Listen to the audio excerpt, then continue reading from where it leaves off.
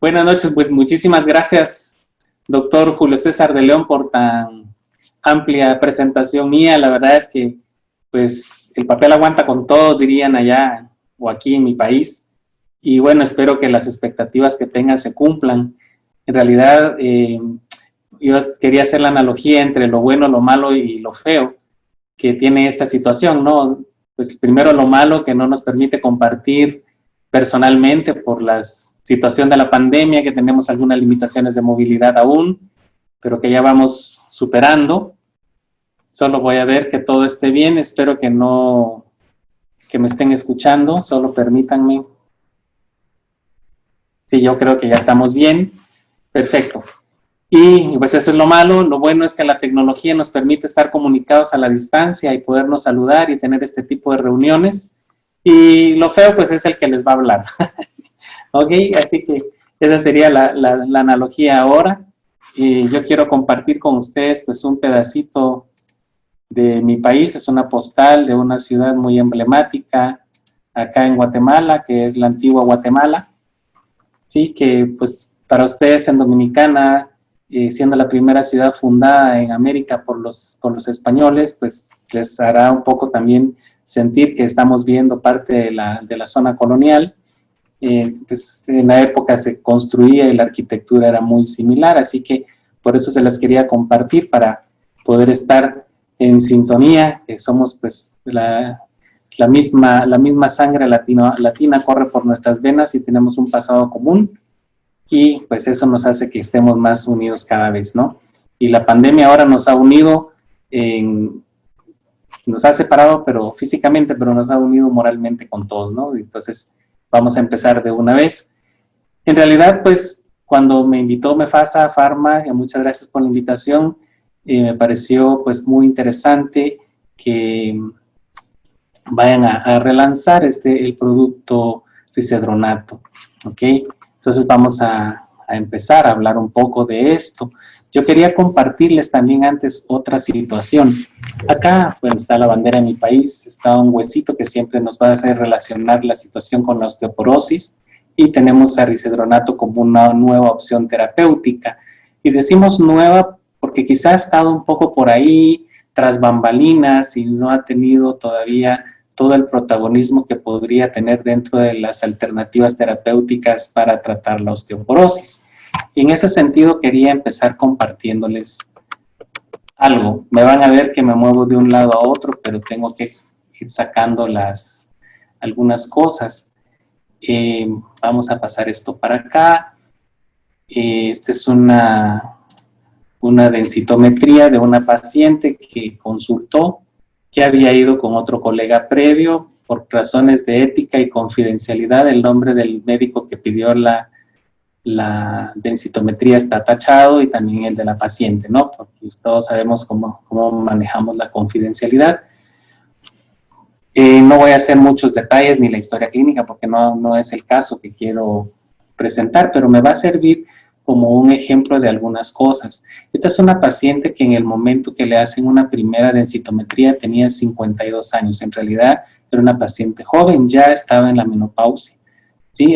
Aunque es una persona que por lo demás ha sido una persona en todo el sentido saludable, tiene 3 hijos saludables también, pero siempre ha sido una persona delgada, con un índice de masa corporal bajo, más o menos 19 o 20. Y yo la conozco hasta ahora que la refieren, esos son parte de sus antecedentes. Pero la situación es la siguiente: ella en el 2017 se hace una densitometría y le diagnostican osteoporosis severa. Aquí pueden ustedes ver los resultados que tenía en columna lumbar, en cuello femoral y el total. ¿Ok? Sin embargo, esto fue una densitometría que le repiten en el año 2018, en octubre de 2018. ¿Ok? Y la conclusión de los médicos del centro donde hacen los estudios, porque fue el mismo centro en donde se le pidió este control, dice que la comparación con el estudio anterior, 7 de diciembre del 2017, se verifica que persisten los datos similares, es decir, no había ningún cambio. Tengo que hacer la salvedad de que a ella ya le habían iniciado tratamiento con un bifosfonato, específicamente con ivandronato, ya tenía pues todo ese tiempo de estarlo tomando. Yo no sé si me voy a equivocar con las cuentas, no se me vayan a marear, pero de diciembre 2017 a octubre 2018 han pasado 10 meses de tratamiento, ¿de acuerdo? Entonces, aquí es donde nos surgen algunas inquietudes que son las que vamos a tratar de compartir. Ahora vamos a regresar a la presentación. ¿Qué hacer con una paciente que le hacen diagnóstico a una edad temprana de una osteoporosis severa, que ya está en tratamiento con un bifosfonato y que 10 meses después persiste con la osteoporosis severa? No han habido cambios, ¿de acuerdo? No hay cambios. ¿Qué nos queda? ¿Haríamos una nueva densitometría? ¿La haríamos en otro lugar? Pensamos tal vez que el lugar donde se la hicieron no es confiable, que les voy a comentar sin hacer promoción al lugar donde está hecha la densitometría. Es un lugar de mucho prestigio y también de mucha confiabilidad para nosotros acá en Guatemala, así que pues no pondría mucho en tela de duda esa opción, aunque sabemos siempre que las mediciones nunca faltan con el error humano, ¿no? Entonces, sí, el error de las máquinas también es probable. Entonces, pues, tendríamos que sopesar eso. Hacemos exámenes complementarios para ver qué está pasando, por qué esta paciente no está respondiendo a los bifosfonatos. ¿Tendrá alguna otra circunstancia que nos haga pensar que la paciente tiene otras condiciones que no hemos tomado en cuenta? Solo, perdón, quiero ver, es que me escriben del equipo que está en la transmisión en vivo y no quiero que todo esté bien porque yo no logro ver ahora que estoy presentando, pero estamos bien, espero. Ok, entonces la otra opción es le cambio tratamiento, le doy otro bifosfonato, le doy un anticuerpo monoclonal, un anabólico, le paso a IV. Ella ya había manifestado que no deseaba tratamiento intravenoso. Su hermana, o su prima, perdón, tenía una osteoporosis también, son más o menos de la misma edad. Le administraron un bifosfonato IV e hizo una osteonecrosis de la mandíbula, entonces ella estaba totalmente asustada y no quería nada saber de los bifosfonatos IV. Ok, entonces son situaciones clínicas que a veces nos llegan a la consulta en la que nos hacen pensar un poco de qué vamos a hacer con estos casos tan complicados, ¿verdad?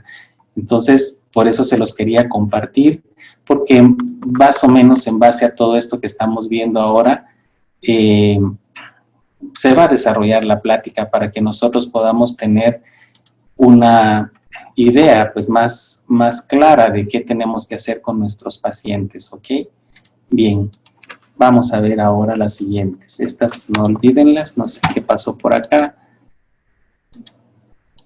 Solo déjenme cambiar aquí. Bien. Si bien es cierto, el doctor decía que yo pues, me gusta mucho la docencia y no quiero que vayan de ninguna manera a pensar que vamos a tener una clase de bioquímica y esto, pero son algunas cosas interesantes. Hay algunos aspectos importantes que tenemos que recordar antes de tomar decisiones acá y por eso los voy a ir llevando tal vez de lo simple a lo complejo, que es pues, algo que a mí me gusta. La anatomía no la vamos a revisar en profundidad, todos conocemos cuál es la estructura del hueso compacto, hueso esponjoso.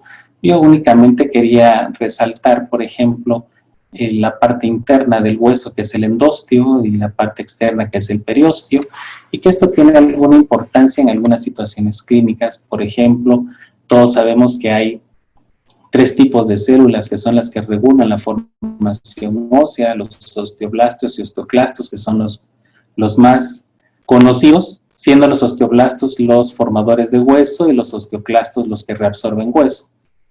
Y los osteocitos, que son las células que regulan el metabolismo óseo y que definitivamente son osteoblastos maduros que han quedado atrapados en la matriz ósea después de la mineralización. Y entonces cambian su forma y se vuelven así como estas células que estamos viendo por acá, que son las células estrelladas. Perdón porque estoy buscando el puntero. Estas de acá, ok. Que se vuelven así como unas células con unas prolongaciones como que fueran dendritas. Y estos pues sirven también de mecanoreceptores o mecanosensores que detectan pues, 2 condiciones. La carga mecánica a la que está sometido el hueso o la falta de peso que ocurre en los astronautas, por ejemplo. Todos sabemos que los astronautas que viven en condiciones sin gravedad, pues van a tener una disminución de la masa ósea porque el osteocito no detecta la carga. Cuando el osteocito detecta la carga, reanuda el proceso de remodelado para poder depositar más hueso, ¿ok? Y hacer un hueso más fuerte. Entonces, el remodelado óseo y la constitución del hueso va a depender realmente de las cargas mecánicas a las que ésta se someta.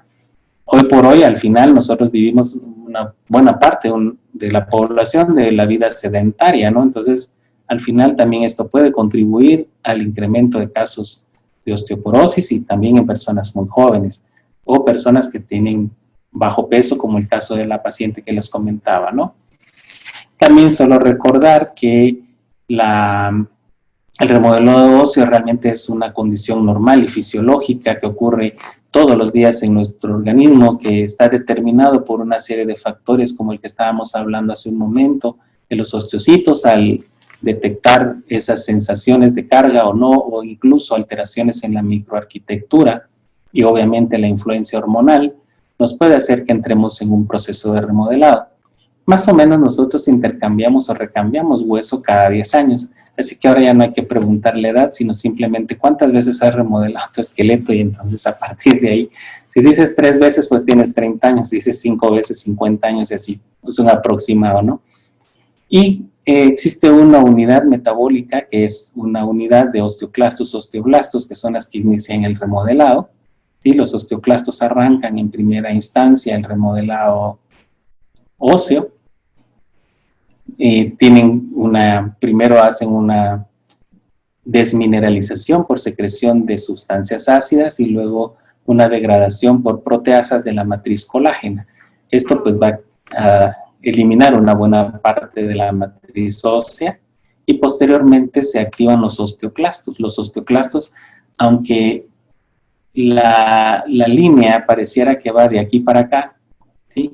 En realidad los osteoclastos van reabsorbiendo el hueso y luego los osteoblastos van llenando esos espacios que dejan los osteoclastos, primero depositando una matriz de colágeno tipo 1 y luego pues ya se encargarán de mineralizar esa matriz de colágeno facilitando el depósito de calcio. Y era lo que decíamos, al quedar embebidos en esta matriz colágena y mineralizada, pues el osteoblasto se transforma en un osteocito. Los osteocitos con estas prolongaciones se comunican entre sí en toda la red ósea. La verdad es que las células más abundantes en el hueso son los osteocitos, entonces se comunican entre sí para poder regular este metabolismo óseo.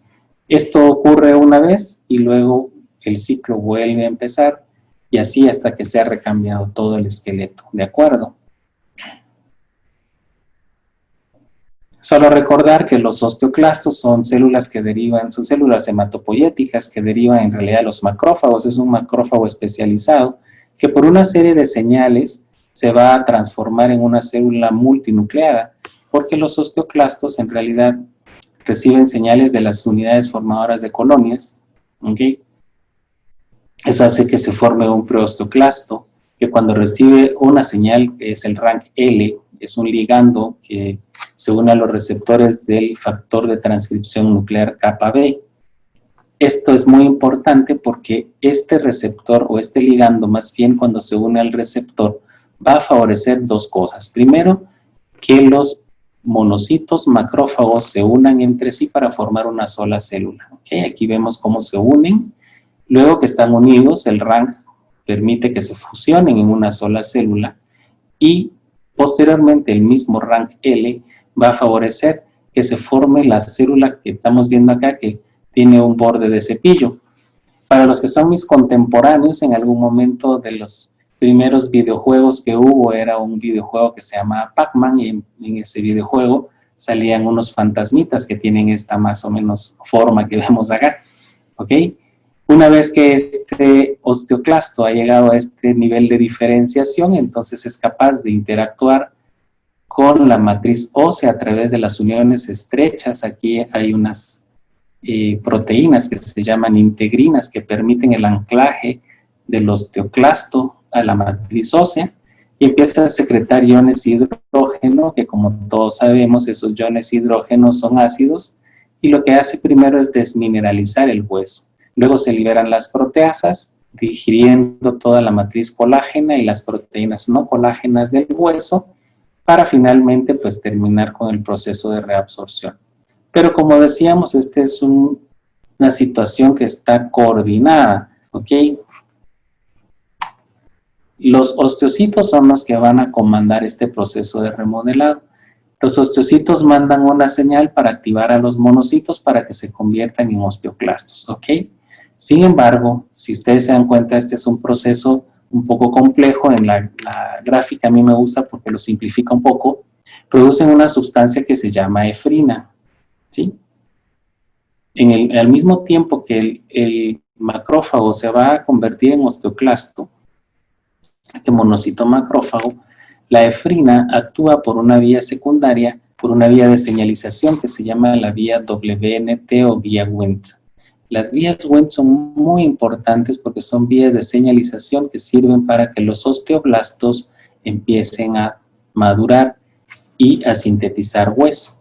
Entonces, lo que sucede acá es que empieza la formación del osteoclasto, que llega a la reabsorción, pero al mismo tiempo, con un poco de retraso, se activan también los osteoblastos y que van a favorecer la formación de hueso, ¿ok? Una vez que los mismos osteoblastos producen el rank L, miren, que son los que van a promover que el osteoclasto termine de diferenciarse hacia la reabsorción, ¿ok? Pero también hay otros factores que regulan esto. Por ejemplo, cuando el osteocito detecta cambios en la mecánica del hueso, puede empezar a producir esclerostina que bloquea realmente la formación de hueso por el osteoblasto y facilita la actividad del osteoclasto para que haya reabsorción, ¿sí? Pero por otro lado, el osteocito también sensa la cantidad de hueso y produce también sustancias como la osteoprotegerina. La osteoprotegerina lo que hace es unirse al rank L, y si no hay rank L, no hay una señal para que este osteoclasto madure y se diferencie, ¿de acuerdo? Entonces, este sistema está muy balanceado. O sea, se inicia la reabsorción y luego se inicia el depósito, luego se apaga el depósito de hueso y se empieza otro ciclo de reabsorción. En realidad, esta unidad formadora de hueso se va moviendo a lo largo de todo el hueso, ¿de acuerdo? Y el recambio óseo es mucho más alto en el hueso trabecular que en el hueso compacto. Y es por eso que cuando nosotros hablamos de osteoporosis, pues la porción más afectada del hueso es el hueso trabecular. Y las vértebras especialmente son afectadas porque son las que se componen en una mayor parte de hueso trabecular. ¿Ok? Esta imagen es solo para una imagen más bonita del osteoclasto, ya anclada la matriz ósea. Aquí está liberando los iones de hidrógeno, la catepsina K, que es muy importante para el proceso metabólico de la reabsorción. Luego vendrán las proteasas y se eliminará la matriz colágena, ¿ok? Entonces, como dijimos, siempre hay un equilibrio entre la reabsorción y el depósito, y eso es lo que va manteniendo al hueso estable, ¿de acuerdo? O sea, no hay más depósito ni hay más reabsorción. Cuando hay un desequilibrio de estos dos fenómenos, entonces es cuando se produce la osteoporosis, ¿de acuerdo? La osteoporosis, en términos generales, se va a producir por un aumento de la reabsorción y una disminución de la formación de hueso, ¿ok? ¿Y qué pasa si nos da osteoporosis? Pues ya todos sabemos, hay una definición clínica y una definición densitométrica. La definición clínica es una disminución de la masa ósea, pero también hay un deterioro de la microarquitectura del tejido óseo. Y esto nos va a conducir a una mayor fragilidad y por consiguiente vamos a tener un mayor riesgo de fracturas, que es en realidad la consecuencia final de la osteoporosis. Y por densitometría nosotros podemos definir la osteoporosis de acuerdo a los valores que nos reporte la densitometría. En realidad, nosotros vamos a depositar hueso o vamos a formar hueso hasta más o menos la edad de 30 años. Quizá las dos etapas cruciales de la formación de hueso son los primeros 3 años de vida, donde se forma cerca del 30% de del mineral óseo en el hueso. Luego hay una etapa de latente, digamos, donde la formación de hueso se hace más lenta, y luego hay un incremento del 30 al 40% nuevamente en la edad de la pubertad. Y después de la pubertad y la adolescencia, pues otra vez tenemos una formación de hueso de un 20%, y a partir de los 30 años ya no formamos más hueso. Pero empieza la pérdida, más o menos se pierde a partir de los 30 años entre el 0.5 y el 1% de la masa ósea, ¿de acuerdo? Esa es una tendencia normal. Lo vamos a ver en una diapositiva más adelante. Pero ¿qué pasa? Si nosotros cuando estuvimos en la etapa de la juventud o en la niñez no alcanzamos una suficiente mineralización, pues vamos a llegar a los 30 años con una disminución ya de la masa ósea. Y a partir de ahí, pues también la severidad de la osteoporosis que podamos presentar a los 60, 65 años va a depender de cuánto mineral depositamos en nuestra juventud, ¿ok? Entonces, ¿qué hace la densitometría? Pues justamente la densitometría tiene dos parámetros, pero el que se establece como estándar es el T-score, ¿verdad? O T-score, que te compara con una persona de tu misma edad y sexo, talla, para la edad que tienes, pero es la edad de 30 años, ¿de acuerdo? O sea, el T-score te compara con una persona de 30 años, ¿ok? ¿Cuál debería ser la mineralización de una persona de 30 años y cuánto es la que tiene a los 60 años? Y se calculan las desviaciones estándar, ¿ok?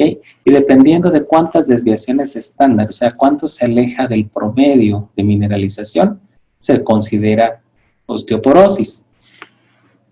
A mí con esto de la desviación estándar me gusta poner un ejemplo muy sencillo que se los voy a compartir.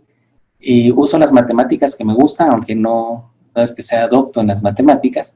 Pero, por ejemplo, si nosotros tenemos 3 individuos, uno de 35, uno de 40 y uno de 45, la media de edad de ellos sería 40, ¿ok?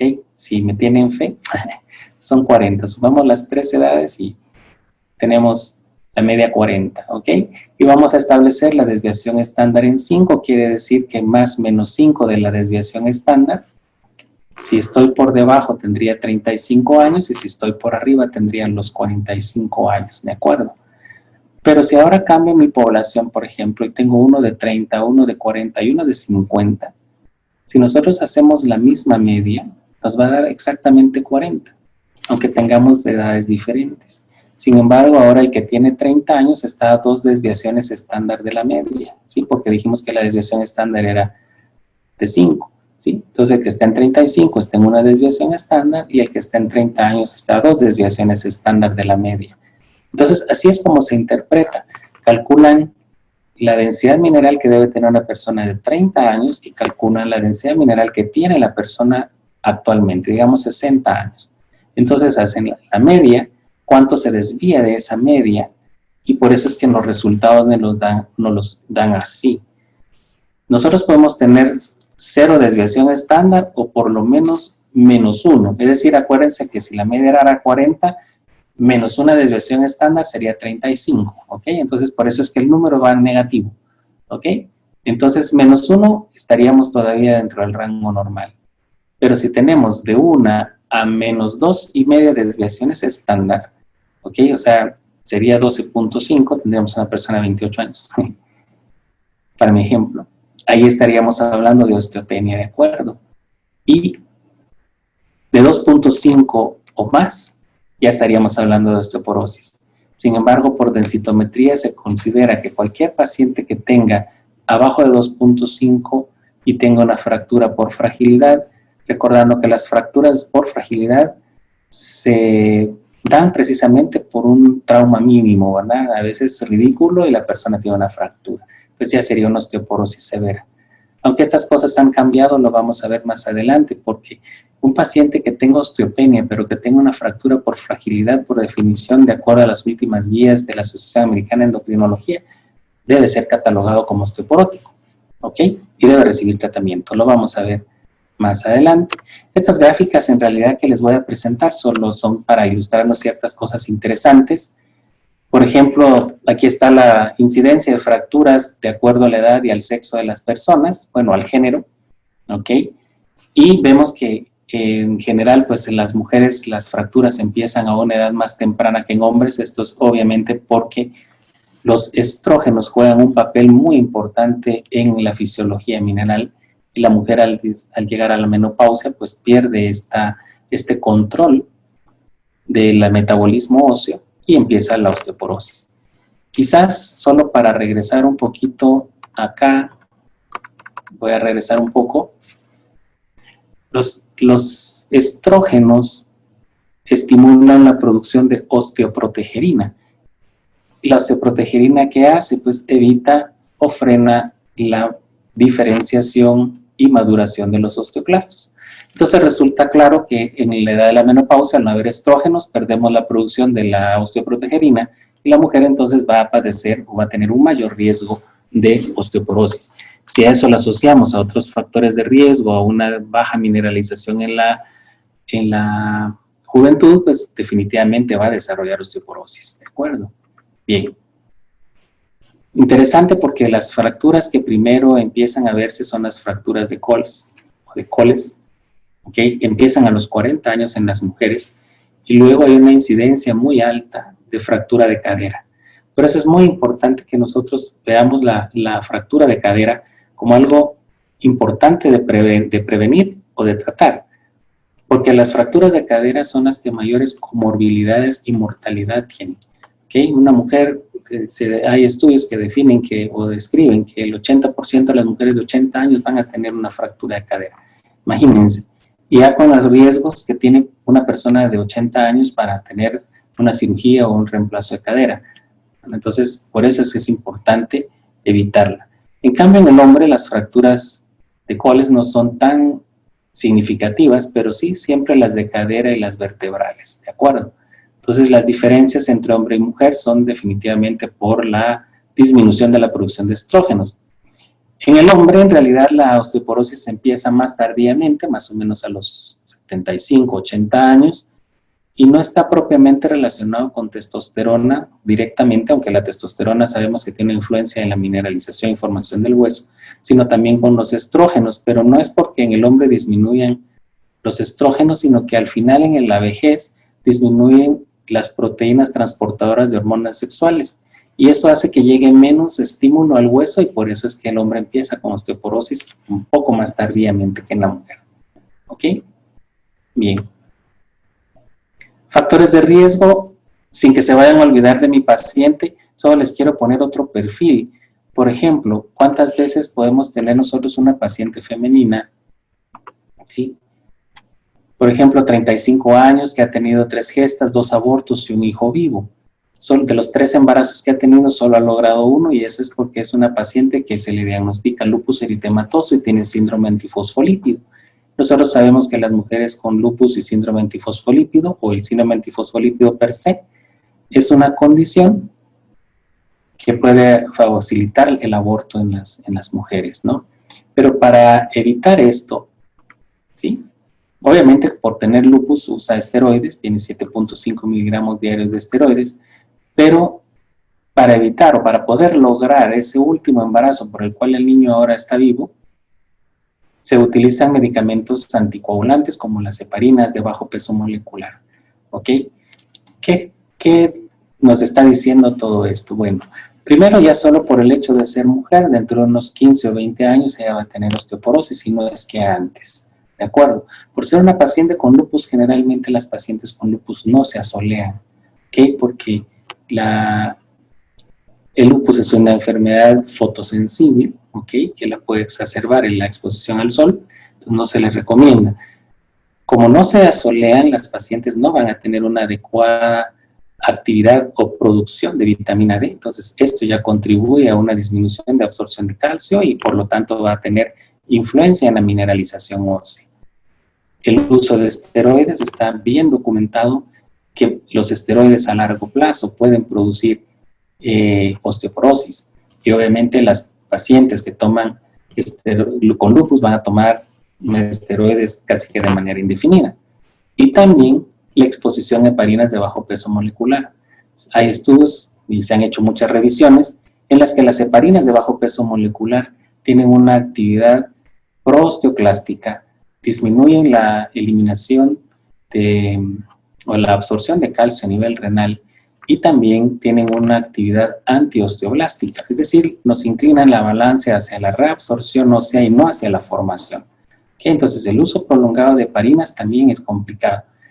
Y un paréntesis, ahora que estamos en época de COVID, pues las heparinas son parte del tratamiento de los pacientes que tienen un COVID severo, y en estos pacientes habría que pensar también si esa exposición podría afectarles a futuro, que haya una disminución de la masa ósea, ¿de acuerdo?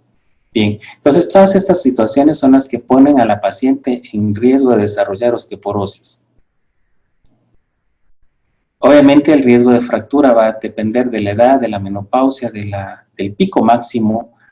Por acá les voy a mostrar esta, me voy a pasar esta primero, esta era lo que les estaba mostrando. Miren, esta es la curva de mineralización que alcanza su pico entre los 25 y 30 años y luego empezamos con un descenso gradual. Si nosotros no llegamos a ese pico máximo, obviamente después va a haber ese descenso y vemos la diferencia que hay entre lo que tendríamos que haber alcanzado y lo que alcanzamos realmente. Esto es como una cuenta de banco, ¿sí? Son tus ahorros de calcio. Si ahorras suficiente calcio durante los primeros 30 años, pues la pérdida va a ser menor en los siguientes 50 o 60 que nos den la vida, ¿ok? Entonces hay que empezar por allí, ¿ok? Bien. Esta que me pasé era solo para tener en cuenta también que tenemos que hacer historia respecto a qué riesgos tiene mi paciente de caídas. Sí, si mi paciente tiene Parkinson, tiene déficit neurológico, si tiene alteraciones del equilibrio, cosas en la casa, tiene gradas, tiene cables que atraviesan una habitación, la iluminación que pueda tener la vivienda, ¿sí? Si toma algún analgésico narcótico que la pueda mantener con somnolencia o mareada, los pacientes que toman antihipertensivos o que hacen hipotensión ortostática, incluso las mascotas, un gato, un perro que se le atraviese a la persona y la bote ya, pues puede complicar la historia. Entonces todas esas cosas son interesantes, pero bueno, vamos a pasar, ¿ok?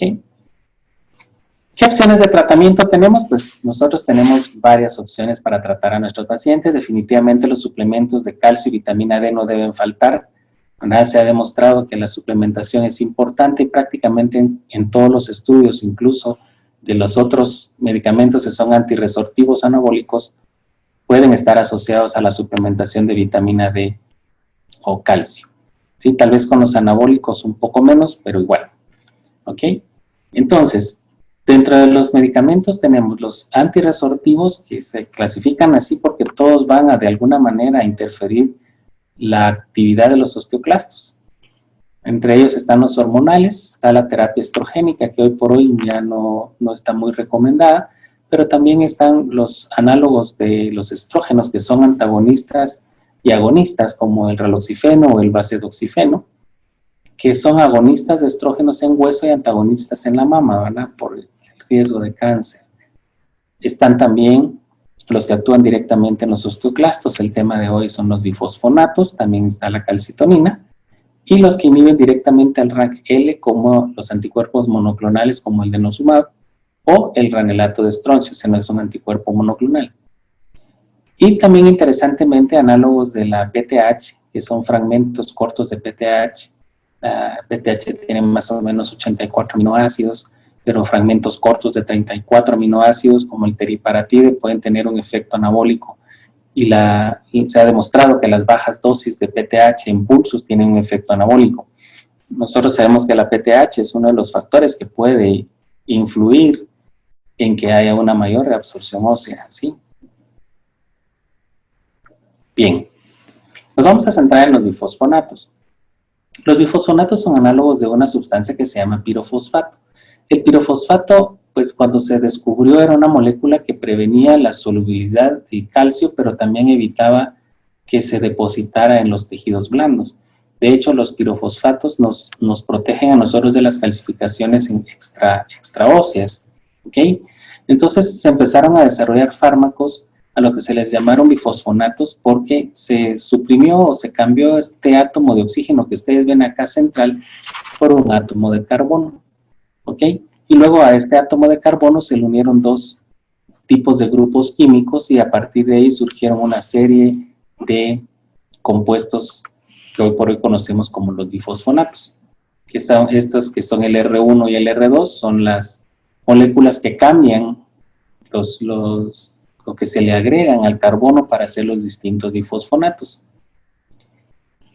Y aquí es donde me van a regañar a mí por esta historia, por el que no coincide con el nombre de la plática, pero en realidad puse este pergamino de acá, es parte de la historia de Guatemala, un presidente que se llamaba Rafael Carrera, que se murió en 1865. ¿Y por qué puse exactamente esa fecha? Porque los bifosfonatos se conocen desde entonces. ¿De acuerdo? O sea, si lo vemos así, los bifosfonatos pues no son algo nuevo, ¿sí? La primera descripción del uso de bifosfonatos en humanos, que fue con el etidronato, fue en 1969. Y fíjense que más o menos pasan unos 35 años cuando ya se da la aprobación del alendronato como una molécula, como un bifosfonato para el tratamiento de la osteoporosis, ¿ok? Después, en 1998, se aprueba risedronato, ¿de acuerdo? En esta época había una competencia con la producción de los bifosfonatos. Todos empezaron siendo administrados en forma diaria, ¿sí? Después, por algunos inconvenientes que todos sabemos de la toma del bifosfonato, que no te debes acostar, que tiene que ser 1 hora antes aproximadamente del desayuno, que puedes tener molestias gastroesofágicas. Entonces, pues se han desarrollado fármacos con una administración más prolongada. Entonces se desarrollaron fármacos que se administraban 1 vez por semana para evitar la incomodidad de la toma diaria, ¿sí? Y que aumentara la adherencia y la persistencia en el tratamiento, porque los pacientes debido a esto pues dejan de tomar el medicamento. Luego se aprueba solendronato. Solendronato es una de las primeras formulaciones que se aprueba de forma intravenosa, ¿sí? Y el último en aprobarse fue el ibandronato en el 2003, ¿ok? Se aprueba primero de forma diaria, luego hacen estudios de forma mensual y después hacen las estudios para la vía intravenosa. Entonces, ibandronato y solendronato son los dos que se utilizan por vía intravenosa actualmente, ¿de acuerdo? Risendronato, más o menos 10 años después de su aprobación, es que se aprueba la presentación de 150 miligramos para administración mensual, ¿ok? El ibandronato se administra también de forma mensual, son los dos que se administran de forma mensual, el alendronato es semanal y el solendronato se administra de forma anual, ¿ok? Entonces, lo que se trata es de hacer que el paciente tenga un mejor cumplimiento del tratamiento, ¿de acuerdo? Pero a pesar de eso, se recuerda que mi paciente no quería nada que ver con los intravenosos, ¿ok? Bien. No los quiero marear, a mí me gusta mucho la química y la bioquímica, pero tiene algunas aplicaciones que me han ayudado a entender algunas cosas. Esta es la molécula de un bifosfonato, se recuerdan, cambiamos el carbono y tiene 2 radicales, ¿ok? De los primeros bifosfonatos no contenían nitrógeno, ¿sí? Aquí están los 2 fosfatos, ¿ok? Aquí están los 2 radicales, siempre tienen un grupo que le llamamos el grupo hidroxilo. Esto es importante porque es lo que permite su adherencia al hueso o su fijación a hueso. Posteriormente ya surgieron los bifosfonatos que tienen un átomo de nitrógeno, pero dependiendo de la estructura química se dividen en 2 familias. Están los alquilamino nitrogenados, que son estas cadenas. Miren, estas son cadenas de átomos de carbono y aquí está el nitrógeno. Y esta es una cadena de átomos de carbono, el nitrógeno y otra cadena, ¿ok? Esas son las estructuras químicas. Y los nitrogenados heterocíclicos, ¿y eso qué tiene que ver? Bueno, porque los átomos de nitrógeno están en una molécula que tiene una forma geométrica que es cerrada o que es un anillo y por eso se llaman cíclicos, ¿de acuerdo? Y son heterocíclicos porque no son homogéneos, sino son diferentes. Entonces, a este grupo pertenecen 2, risedronato y solendronato, ¿ok? Todos los bifosfonatos tienen una farmacocinética muy peculiar. En realidad, del 100% de la dosis que nos administran por vía oral, esto es por vía oral, por supuesto, ¿sí? Fíjense que solo más o menos entre el 1 y el 6% se absorben, ¿ok? más o menos, el 1%, pasa a la sangre entre el menos del 1% hasta el 6%, dependiendo del bifosfonato. Luego se reparten, un 40% va al riñón y se elimina, ¿ok? Y el otro 60% de lo que absorbimos llega a hueso, ¿ok? Se fija al hueso. Y lo interesante es que cuando se une al hueso, es captado por el osteoclasto. Miren, aquí está el osteoclasto lleno de esos puntitos rojos, que quiere decir que el bifosfonato está en el interior del osteoclasto, ¿ok? ¿Estamos bien ahí? Espero que sí. Ok, entonces nosotros vemos primero que se absorben muy poco, ¿verdad? A veces estamos acostumbrados a escuchar biodisponibilidades de 80, 90%, eso tiene una biodisponibilidad que no supera el 5 o 6%. ¿Sí? Luego se elimina la mayor parte, pero de lo que se llega a la sangre, más o menos el 60% queda en hueso. Pero eso sí, el bifosfonato se encariña con nosotros y se queda a vivir con nosotros. Sí, se tarda más o menos 10 años en eliminarse el bifosfonato del hueso. ¿Ok? Entonces persiste mucho ahí. Y eso es muy importante después para las pautas de tratamiento, para poder decidir si suspendo o no el tratamiento, ¿de acuerdo? Por la eficacia que vamos a mantener a largo plazo. Y por eso es que no es necesario que haya una gran cantidad de sangre, porque la mayor parte que necesitamos está en hueso y ahí se acumula. ¿Ok? Bien. Ahora viene lo interesante. ¿Cuál es el mecanismo de acción en realidad de los bifosfonatos? Bueno, en realidad, así en términos generales, van a bloquear la actividad de los osteoclastos, pero esto lo vamos a hacer a través de dos mecanismos. Uno es la unión a la matriz ósea y el otro es la inhibición enzimática. ¿De cuál enzima estaremos hablando? Ya lo vamos a ver. Primero hablemos de la unión a matriz ósea, ¿de acuerdo? Para la unión a la matriz ósea, lo importante en las estructuras químicas que estábamos viendo anteriormente era la presencia de los grupos hidroxilo, que son altamente afines a los cristales de hidroxiapatita, y eso hace que el bifosfonato se pueda unir a la matriz ósea, ¿de acuerdo? Entonces, ojo, que podríamos decir que aquellos que tengan una estructura química que permite el ángulo correcto de unión con la hidroxiapatita va a tener una mayor afinidad, y que eso le daría una mayor potencia. Eso sería en teoría. Cuando se miden las constantes de afinidad de cada uno de los bifosfonatos a la matriz ósea, vemos esto. ¿Ok? Aquí tenemos, yo les puse de los 4 que son los que generalmente estamos utilizando, ¿no? El que tiene la más alta afinidad es el zoledronato. Le sigue el alendronato. Luego ivandronato, y el que tiene la menor afinidad es el risedronato. ¿Ok? Ahora, esta afinidad tiene dos implicaciones importantes. La primera es, de acuerdo a la afinidad que tenga por la matriz ósea, es la permanencia que va a tener en el hueso. Pero esto nos trae a colación dos aspectos. A mayor afinidad, mayor eventos adversos, sobre todo osteonecrosis de la mandíbula, que eso está asociado a la permanencia del bifosfonato en la matriz ósea. Y luego hay una característica importante.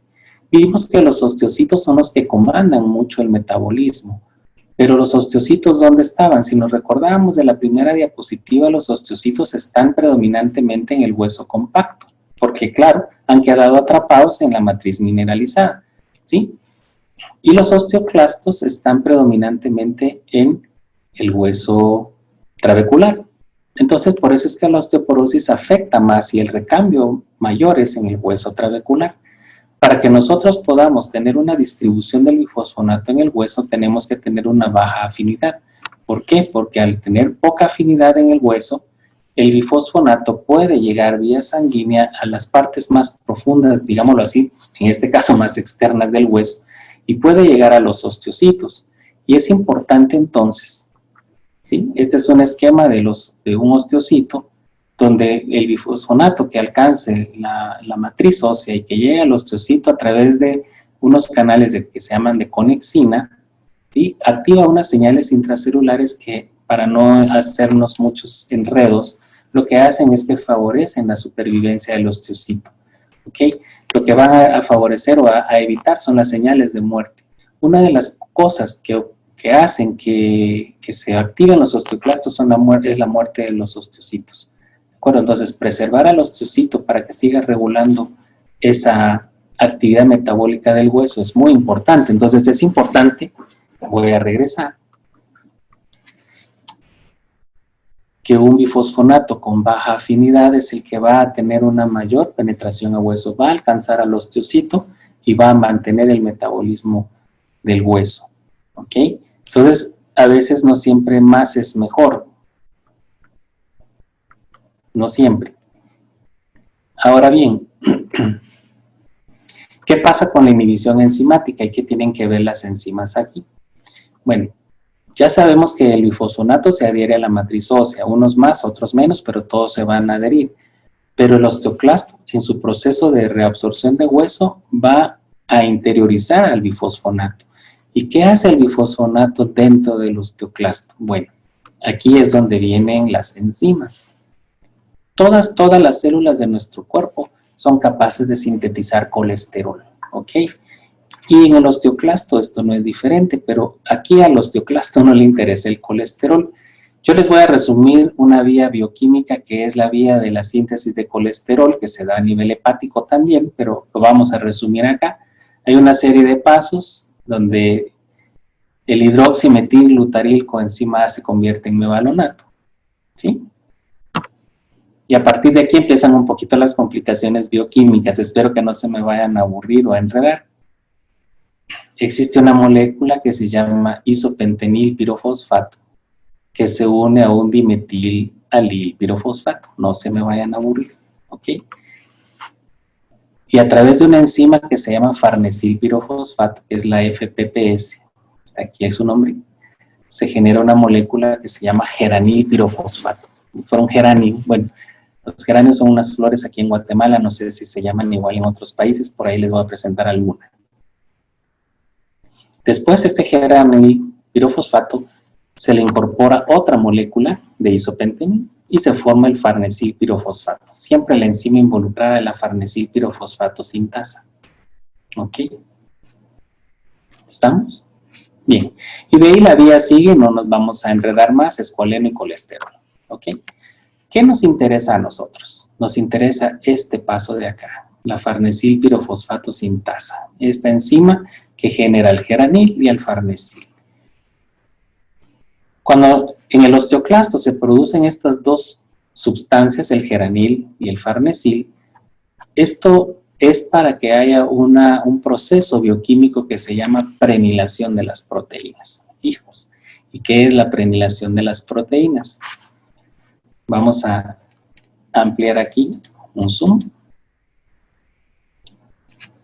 Esta es una proteína y este es el farnesil. Y aquí está incorporado el farnesil a la proteína. Ahora, nosotros sabemos que en las superficies de las membranas celulares existen múltiples receptores y todos los receptores son proteicos y que se tienen que anclar a la membrana celular para poder recibir las señales de los distintos transmisores. ¿De acuerdo? Entonces, para que haya un adecuado anclaje de los receptores a la membrana se necesita la prenilación de las proteínas, ¿ok? Y si se recuerdan cómo era la secuencia de activación, diferenciación y maduración del osteoclasto, pues esto ocurre a través de señales que recibe el osteoclasto en distintos receptores que están en su superficie, ¿ok? Entonces, la prenilación de esas proteínas es vital para que el osteoclasto pueda tener su actividad de resorción ósea, ¿de acuerdo? Eso es vital. Bueno, aquí tenía la diapositiva más amplia, no me acordaba. Pero aquí está la proteína, el farnesil, esta es la membrana de la célula y aquí está la proteína anclada a la membrana. ¿Okay? Para que pueda funcionar adecuadamente como receptor. Me voy a pasar una acá porque tengo una más dinámica aquí.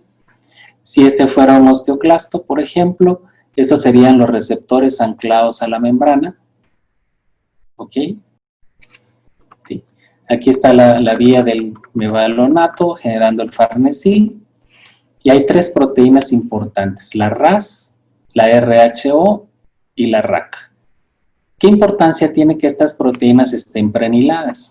Voy a regresar a la diapositiva anterior.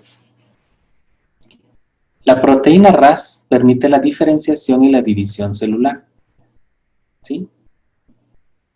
La RO permite la migración y el reclutamiento. Se recuerdan que los monocitos tienen que reclutarse para formar una sola célula y luego tienen que migrar al tejido óseo. Y la RAC son las que van a permitir la adhesión de la célula al hueso y esa formación del borde de cepillo que era como el Pac-Man que les comentaba antes, y entonces a partir de ahí esa célula es funcional. ¿Ok? Entonces, en resumen, la vía del mevalonato, que es para la síntesis de colesterol, genera sustancias que se llaman, que es el farnesil y que sirven para la prenilación de las proteínas. Prenilar porque son isoprenoides, ¿ok? Entonces prenila las proteínas. Y esas proteínas son importantes en el osteoclasto porque son las que le van a decir cuándo unirse, cuándo dividirse, cuándo migrar y cuándo formar el borde en cepillo y cómo anclarse a la matriz ósea. Bueno, entonces esas son muy importantes. Entonces, ¿cómo tendrían que actuar los bifosfonatos? Vamos a, esto ya lo vimos, ¿verdad? Diferenciación, migración y adhesión celular. ¿Qué hacen los bifosfonatos? Van a bloquear a la farnesil pirofosfato sintasa.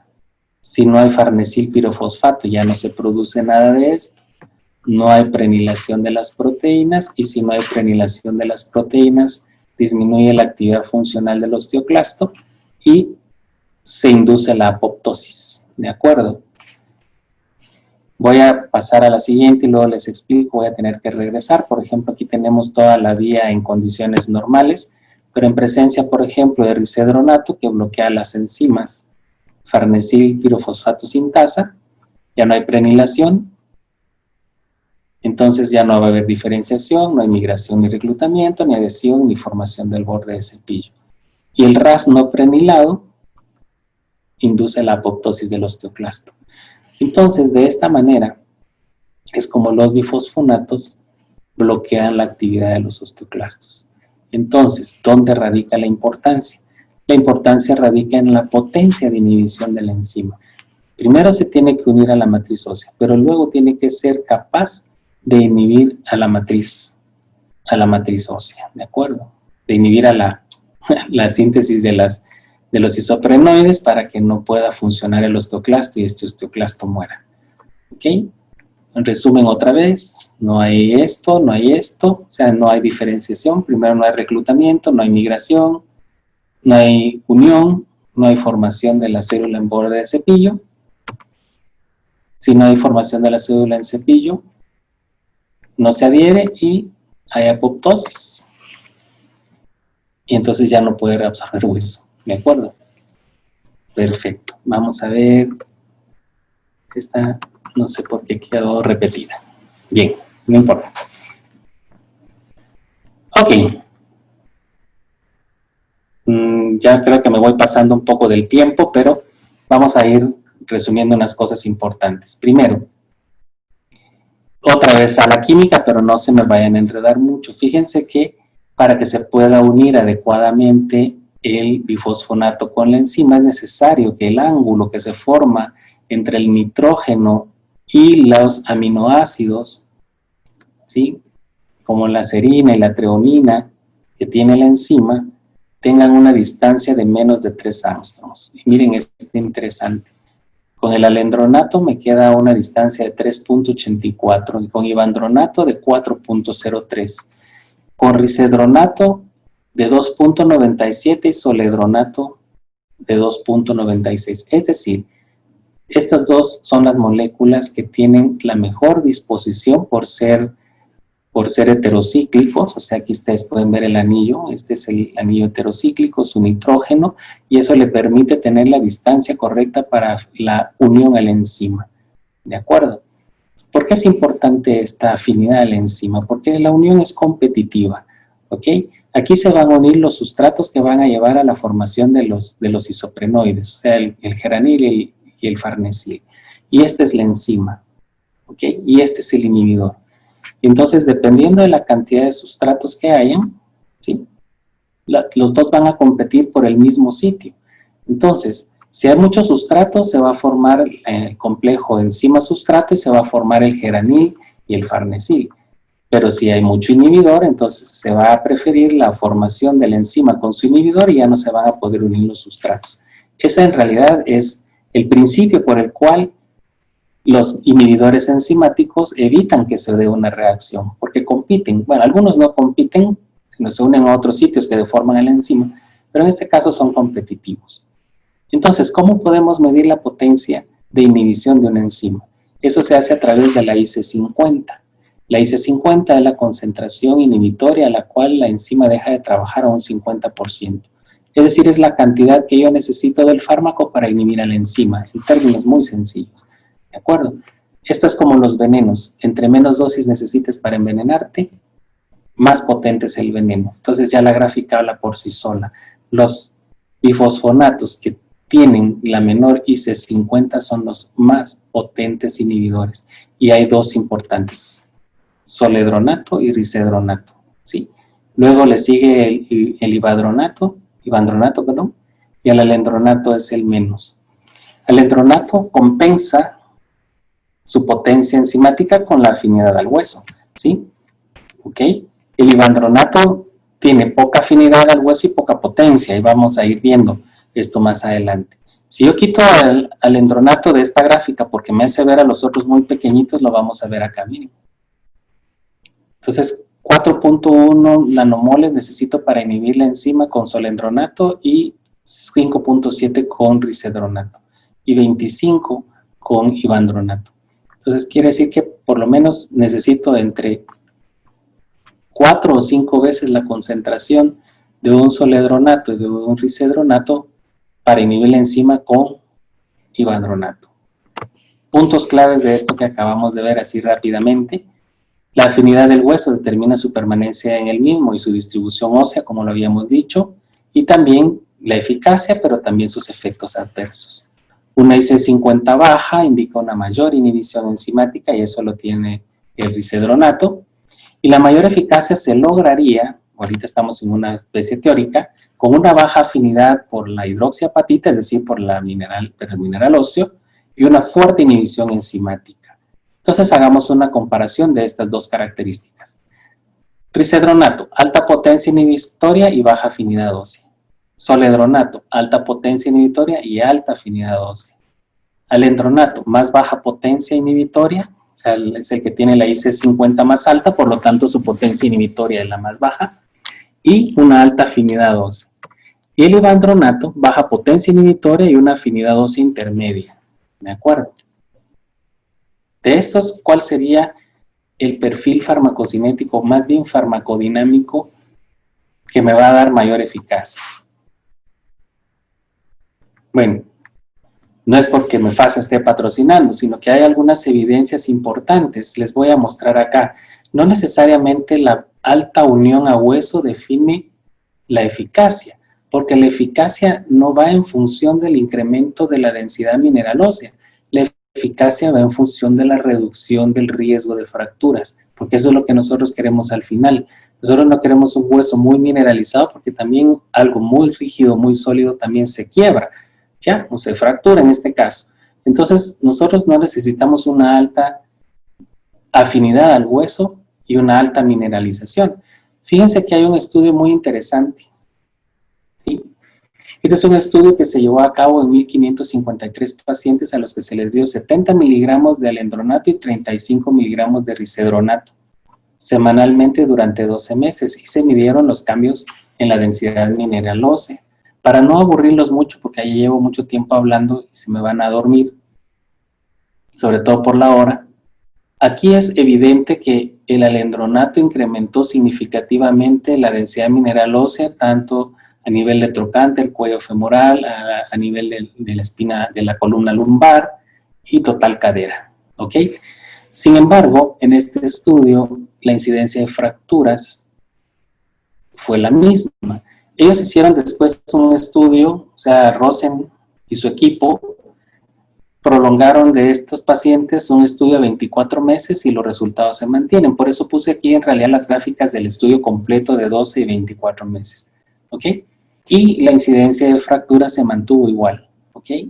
En cambio, hay un estudio, este es el estudio real, o real. Este es un estudio retrospectivo que fue realizado en 33.800 mujeres mayores de 65 años y fueron seguidas desde más o menos desde 2002 al 2004, que recibieron ya sea 35 miligramos de risedronato o entre 35 y 70 de alendronato. ¿Qué se pretendía buscar en este estudio? Más que la densidad mineral ósea era la incidencia de fracturas, ¿ok? Estas gráficas se interpretan muy fácilmente. Al inicio del estudio nadie se había fracturado. Como es una incidencia acumulativa, pues cada vez que se fractura alguien se va sumando y por eso va creciendo como una escalera, ¿ok? Y aquí nosotros podemos ver que la incidencia de fracturas disminuyó más con risedronato que con alendronato después de 12 meses. Y eso fue significativo, ¿de acuerdo? Eso demostró, por ejemplo, que la reducción de fracturas no vertebrales, eso quiere decir acá, fue más o menos en un 18% versus el alendronato y de un 43% reducción de riesgo de fractura en cadera versus alendronato. ¿Cómo se explica eso? Por lo que ya dijimos anteriormente. Una baja afinidad al hueso permite que el fármaco difunda al tejido, a la matriz ósea, que llega a los osteocitos, preservando la vida del osteocito, y una alta afinidad enzimática va a hacer que los osteoclastos que absorban al bifosfonato queden inhibidos totalmente y no va a haber desplazamiento del bifosfonato por los productos que se van formando durante la reacción química, ¿de acuerdo? ¿Qué otra cosa es importante? La rapidez en la reducción del riesgo, ¿sí?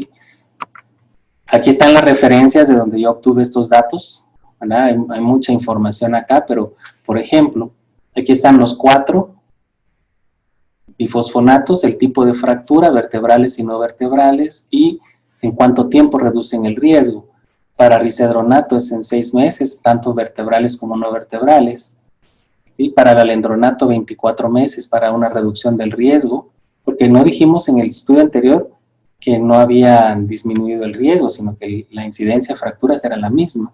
Soledronato de entre 12 y 36 meses a veces, aunque hay algunos reportes que algunos estudios donde han demostrado que a 12 meses también puede reducir el riesgo de fracturas. Ese es riesgo de fracturas, ¿de acuerdo? Ivandronato entre 24 meses para vertebrales y no tiene efectos sobre fracturas no vertebrales, ¿de acuerdo? Yo tengo una serie de diapositivas aquí de eficacia, pero por razones de tiempo me voy a enfocar en algunas cosas importantes. Por ejemplo, risedronato reduce un 40% el riesgo de fracturas vertebrales, 40% de fracturas no vertebrales y 30% el riesgo de fracturas de cadera. Importante porque nosotros tenemos que considerar que esta es la fractura con mayor morbilidad y por lo tanto tenemos que usar un bifosfonato que nos prevenga esto, ¿de acuerdo? De ahí están los estudios de comparativos cuando ya se aprobó la dosis de 150 miligramos mensuales.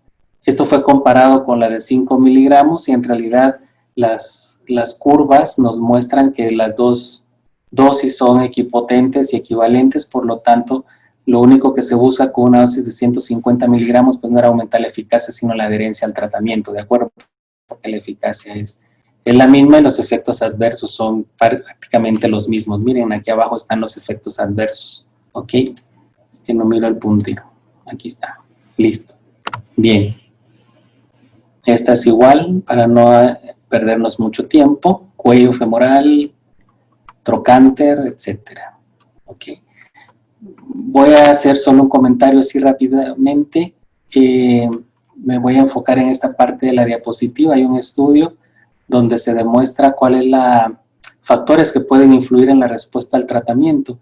En este estudio a los pacientes se les midió niveles de vitamina D y en el estudio ese es del año 2017, pero ellos tomaron como punto de corte los pacientes con menos de 21 nanogramos por mililitro en vitamina D y los que tenían más de 21 nanogramos. y encontraron que los pacientes que tienen por lo menos más de 20 nanogramos responden mejor a la terapia con bifosfonatos que los que tienen niveles bajos. Pues esto lo único que nos apoya es lo que hablamos al principio, que debemos de mantener los niveles. Hoy por hoy las guías recomiendan por arriba de 30, 40, incluso hasta 50 nanogramos para que podamos tener un efecto positivo. Entonces, si ustedes se recuerdan de mi paciente anterior, a ella hay que investigarle niveles de vitamina D, porque puede ser uno de los factores por los cuales no esté respondiendo a tratamiento, ¿de acuerdo? ¿Ok? No vamos a hablar mucho de esto, pero solo para pacientes que van a usar esteroides, también risedronato ha demostrado que mantiene o aumenta la densidad mineral. ¿Ok? Este es un estudio que se hizo en prevención, o sea, eran pacientes que acababan de ser iniciados en terapia con esteroides que la iban a usar a largo plazo, más de 3 meses, y entonces se les inició de una vez tratamiento con risedronato, y este es el estudio donde son los pacientes que ya, este es otro estudio donde son pacientes que ya tenían osteoporosis inducida por esteroides, o sea, este es tratamiento, el otro era profiláctico, y también vemos el incremento en la densidad mineral, ¿ok? Bien, esta gráfica importante porque esta es la reducción de fracturas, ¿ok? Este es en alendronato, un 45%, un 69% para risedronato y un alendronato de un 49%, ¿ok? O sea, los dos que más reducen el riesgo de fracturas es soledronato y risedronato. El ivadronato no tanto. Miren, aquí tenemos al soledronato, 25%. Estas son fracturas no vertebrales. Aquí me aparece ivadronato porque no está, y este es solo un 27%. ¿Ok? Entonces, por su perfil farmacodinámico es que logramos esas mayores reducciones acá. Y por eso es que decimos, esto es lo nuevo, digamos, de la parte del conocimiento del mecanismo de acción. Bien. Ya vamos a ir finalizando algunas cosas nada más en pautas de tratamiento, ¿sí? Cuándo tratar, a quiénes, ¿sí? Cómo tratarlos, por cuánto tiempo los vamos a tratar, cuándo suspendemos tratamiento, ¿ok? Entonces nosotros tenemos que hacer un equilibrio entre la eficacia que ya hemos visto entre todos los medicamentos, entre su seguridad también, costo-beneficio es algo muy importante, pero hoy por hoy también está la preferencia del paciente. Hoy el paciente juega un rol muy protagónico, hoy tiene más acceso a la información y hoy los pacientes nos llegan y nos dicen, doctor, quiero que me dé tal cosa porque yo leí o vi o en internet o en Facebook o en donde sea, que este es un nuevo tratamiento, ¿no? Y a veces nos ponen complicaciones porque no todo lo que se publica sabemos que es correcto. Y cómo explicarle, o sea, nuestra tarea pues explicarle al paciente que lo que está leyendo no es bueno, ¿no? Entonces hay que tener una muy buena relación médico-paciente para que la confianza prevalezca. Y traigo a colación otra vez a la paciente que les presenté al principio. Si le ofreces a ella, uno piensa de primero, bueno, no le está funcionando el oral, a paso a IV. Sí, podría ser un razonamiento muy válido, pero ella te dice, no, yo no quiero IV. Entonces, y entonces, bueno, bien. Hay que tratar a los pacientes con osteopenia. En realidad, sí, hay que calcularle sus factores de riesgo.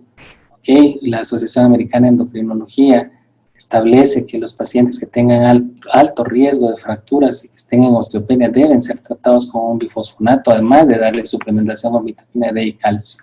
¿Okay? Obviamente la osteoporosis inducida, la osteoporosis, ya sea de citométrica o establecida, debe ser tratada, ¿no? Ahí no nos perdemos, ¿verdad? Este punto 2 es el obvio, ¿sí? ¿Cuándo vamos a tratar a los pacientes que usan esteroides? Cuando tomen más de 2.5 miligramos día por más de 3 meses. Que hay que iniciarles tratamiento preventivo. También está la osteoporosis en hombres y también muchos de estos bifosfonatos se empezaron a estudiar en la enfermedad de Paget. ¿Ok? Bien. A quienes tratar, ya lo vimos, solo les quería hacer esto. Está la herramienta Frax, que esta está disponible en internet. Voy a tratar de...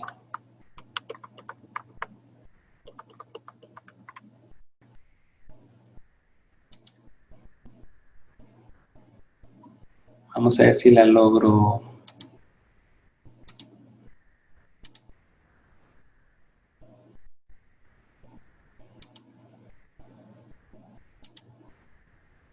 Si logro compartírselas. Bueno, si quieren se las comparto en un momentito.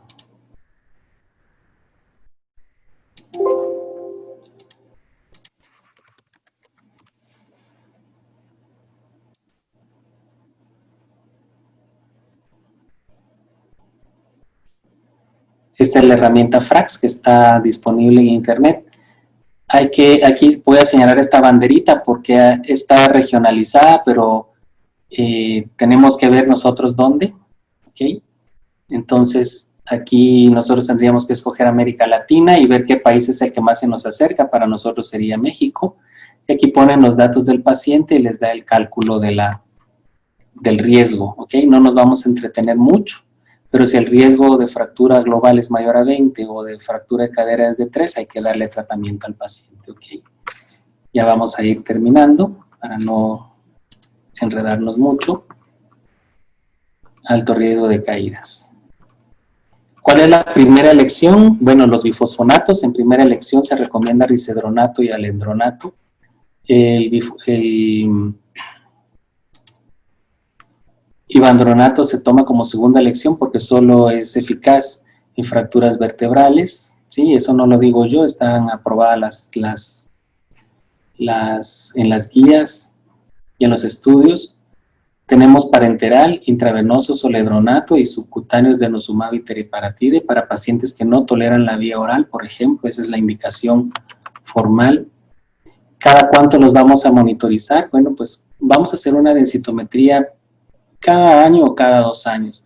En realidad, para responder una de las preguntas de mi paciente, a ella habían pasado apenas 10 meses y no se había visto mejoría. Puede ser que no se hayan precipitado en pedirle la densitometría, que no había pasado mucho tiempo de tratamiento, porque probablemente el tratamiento llevaba menos tiempo, porque en lo que le hacen la densitometría, en lo que le dan cita, en lo que le inician tratamiento, en lo que ya lo compra, probablemente no llevaba suficiente tiempo. Pero recuérdense que es cadera lo que más dañado tenía, ¿ok? ¿Cuántos años vamos a tener al paciente en tratamiento?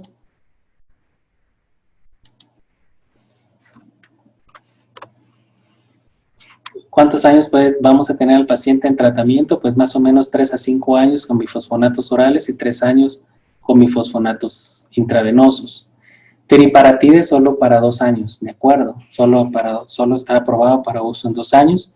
Después de eso se evalúa riesgo del paciente, se mide su densidad mineral ósea y si necesita, pues va a tener que continuar con un bifosfonato por vía oral.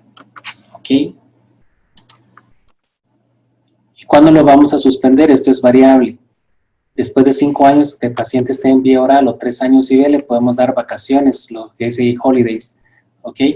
Pero esto también depende. En pacientes que tienen alto riesgo de fractura se recomienda prolongar el tratamiento hasta 10 años y por vía IV hasta 6 años, ¿de acuerdo? Y algunos también han recomendado que en esas vacaciones al paciente se le pueda dar teriparatide. ¿Cuándo reanudar tratamiento? Depende de si hay pérdida de densidad mineral en el tiempo que nosotros lo vamos a dar seguimiento. Entonces tendríamos que reiniciar. ¿De acuerdo? Bien. Cosas interesantes, miren.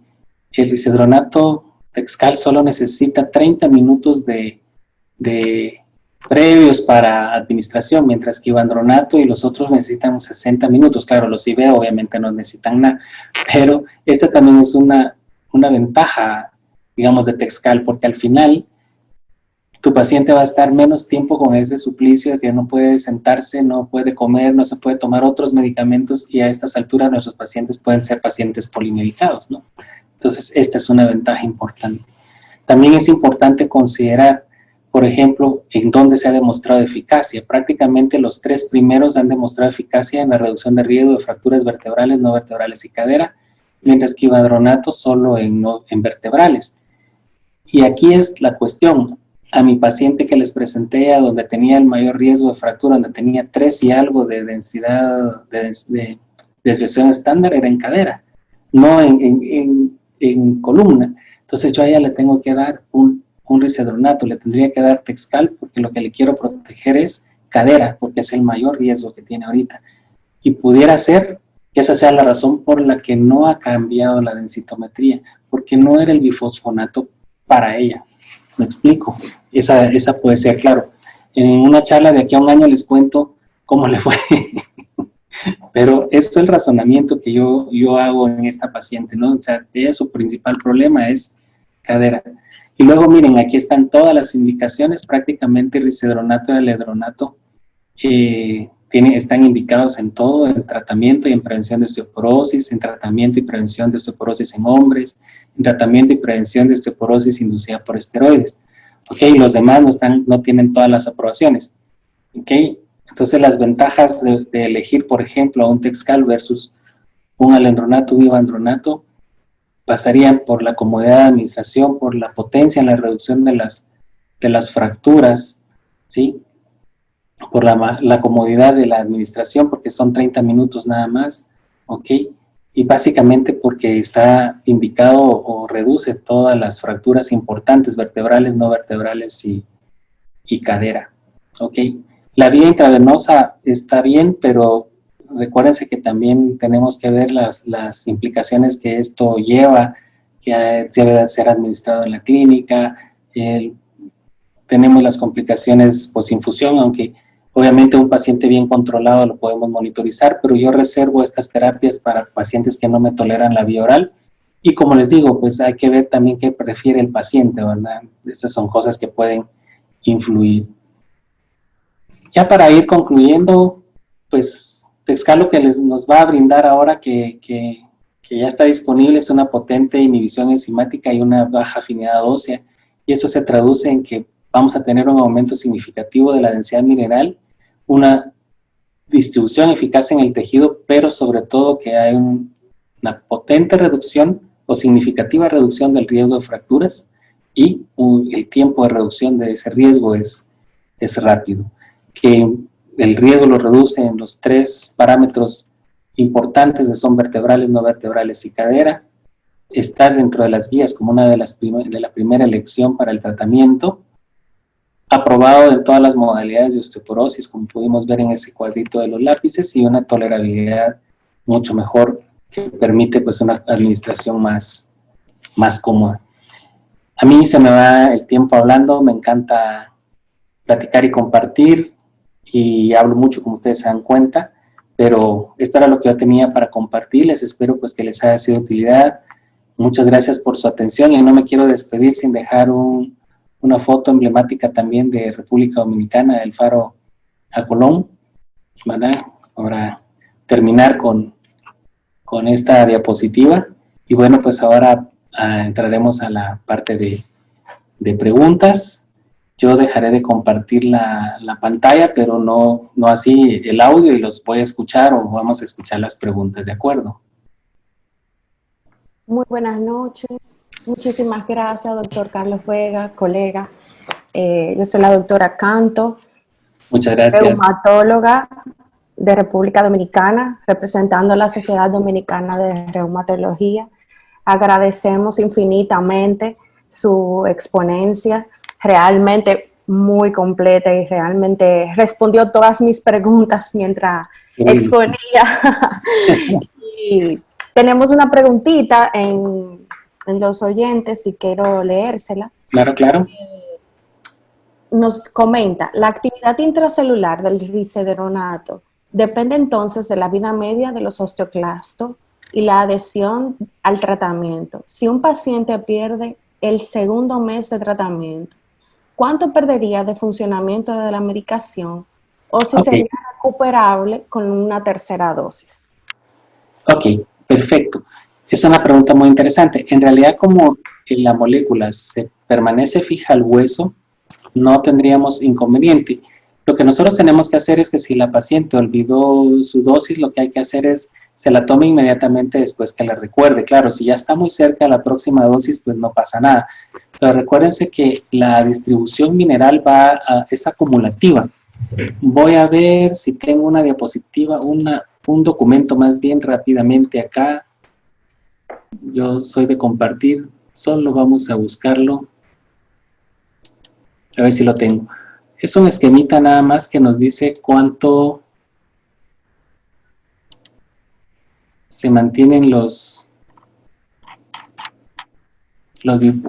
cómo es la distribución del bifosfonato, pero en sí en la pregunta no hay ningún inconveniente. ¿Okay?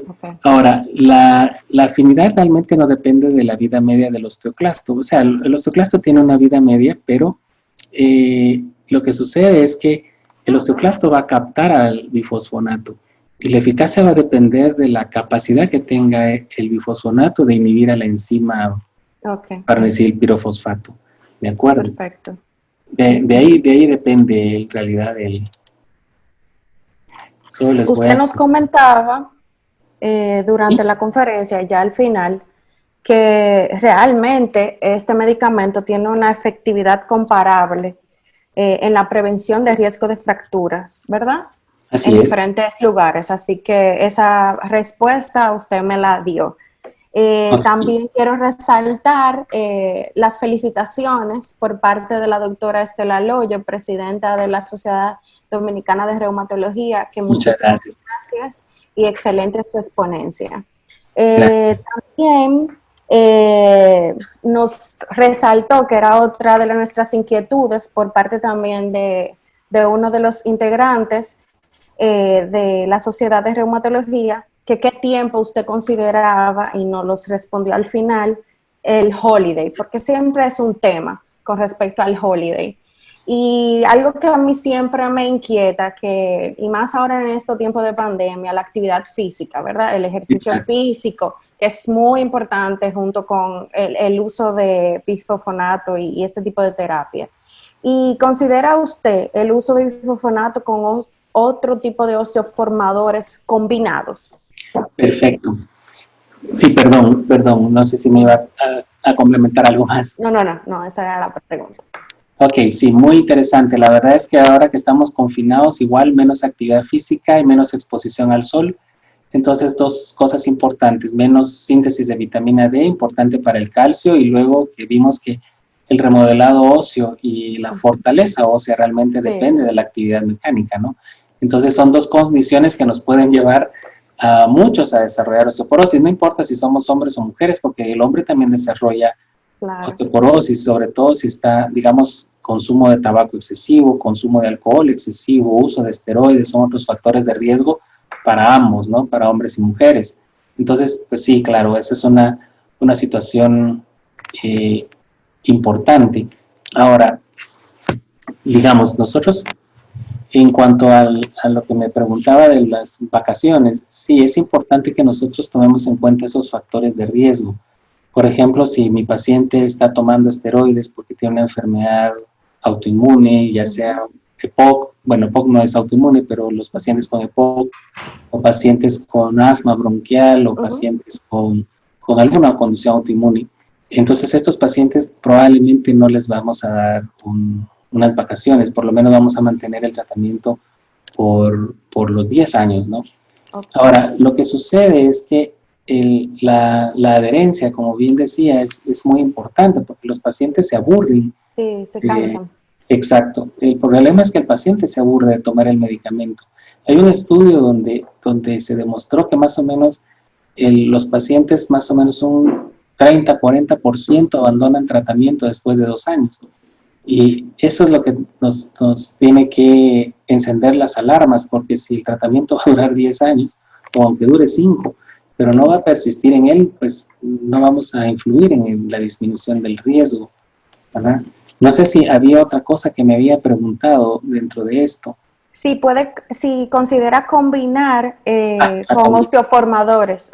Sí, fíjese que hay estudios donde se ha demostrado que la combinación, por ejemplo, de Texcal con teriparatida aumentan un mayor incremento de la densidad mineral ósea. Y sí hay estudios. Sin embargo, las guías actuales de la Asociación Americana de Endocrinología y también la europea no recomiendan las asociaciones porque dos cosas. Uno, puede incrementar el riesgo de efectos adversos, y dos, pues incrementamos mucho los costos. Entonces, lo que se recomienda es, digamos, si yo tengo un paciente de muy, muy alto riesgo, por ejemplo, lo puedo iniciar con un teriparatide, por ejemplo, pero tengo la limitante que solo lo puedo llevar 2 años, ¿ok? Después de esos 2 años hay que hacer el switch a un bifosfonato. Okay. Entonces, estos pacientes pueden iniciar con teriparatide y luego continuar con Texcal, por ejemplo, por el resto de los 3 a 7 años que le hicieran falta para disminuir el riesgo. Pero sí no se recomiendan. Ok, otra pregunta. Si, por ejemplo, hay una fractura de cadera, nos pregunta el doctor Andrés, y luego podríamos utilizar bifosfonato para ayudar a la formación del callo óseo. Exactamente. Es muy interesante la pregunta y justamente hay una revisión donde los pacientes que fueron sometidos a cirugía de cadera y que se les dio tratamiento con bifosfonatos, mejoraba mucho la formación del callo óseo y permitía que esa cadera no quede inestable, podríamos decir. Iba a decir floja, porque esa es la traducción del inglés, pero sí, para poder estabilizar y mejorar la cicatrización del postcirugía de cadera, así es. Perfecto. Sí se puede utilizar. Otra pregunta, si tengo un paciente con 2 años en tratamiento con salendronato sin buenos resultados, ¿recomienda usted risendronato y por qué tiempo? Cambiarlo, ¿recomienda un switch? Ya. Generalmente, digamos, cuando tenemos un paciente con un alendronato, ¿me dijo solendronato? Perdón. Risendronato, solendronato, Ya. risendronato. Ajá. Ok. En realidad, cuando ya tenemos un paciente con terapia IV, probablemente es un paciente con alto riesgo, ¿sí? Entonces, habría que evaluar varias cosas. Primero, habría que evaluar si hay alguna causa secundaria de osteoporosis o si simplemente es una paciente con posmenopáusica. Nos comenta un poquito más de la paciente. Okay. Es una paciente de 60 años, diabética, insulina dependiente, con osteopenia. Había iniciado alendronato y parece que puede ir directamente a risendronato, algo así fue que escribió. No pudo ir directamente, algo así. No sé. Ok, ella no pudo ir a risendronato. Ajá, o se puede ir directamente a risendronato. ¿Se inicia con alendronato o se puede ir directamente a risendronato? Ok, ahí tendríamos que ver otro par de cosas. Digamos, por ser diabética ya es una paciente de alto riesgo, por ser insulino dependiente también puede ser una paciente con alto riesgo de fractura. Si solo tiene osteopenia, ¿verdad? Porque habría que ver los valores en columna y cadera, porque muchas veces, antes un paréntesis, una recomendación, todo paciente nuevo tenemos que medir las 2 caderas en la densitometría, ¿ok? Porque como esta es una enfermedad que es un poco asimétrica, puede ser que una cadera esté peor que la otra, ¿verdad? Entonces, si no tenemos el comparativo, pues no vamos a saberlo. Entonces, habría que ver cómo están sus 2 caderas y su columna. Habría que calcularle sus factores de riesgo, ¿ok? Si la paciente tiene alto riesgo, es una de las indicaciones para haberle iniciado tratamiento IV. Ahora, si la paciente no está respondiendo, haríamos primero niveles de vitamina D, buscamos hiperparatiroidismo, ¿verdad? Que pudiera tener, midámosle PTH, midámosle sus niveles de calcio, calculemos su riesgo y en base a eso podríamos hacer 2 cosas. Una, el switch a un risendronato, porque probablemente aquí lo que está faltando es la penetración al tejido óseo para los osteocitos y por eso no nos está respondiendo, ¿verdad? Que esa es una de las situaciones, que podríamos hacer el switch, ¿de acuerdo? Y la otra, si ella tiene pues un hiperparatiroidismo, habría que tratar esto, pero digamos sería un hiperparatiroidismo primario. En paciente diabética también hay que ver si no tiene ya problemas de función renal, ¿verdad? Para poder tomar la decisión en punto, ¿verdad? Perfecto. No sé si el público tiene alguna otra pregunta o alguna otra observación.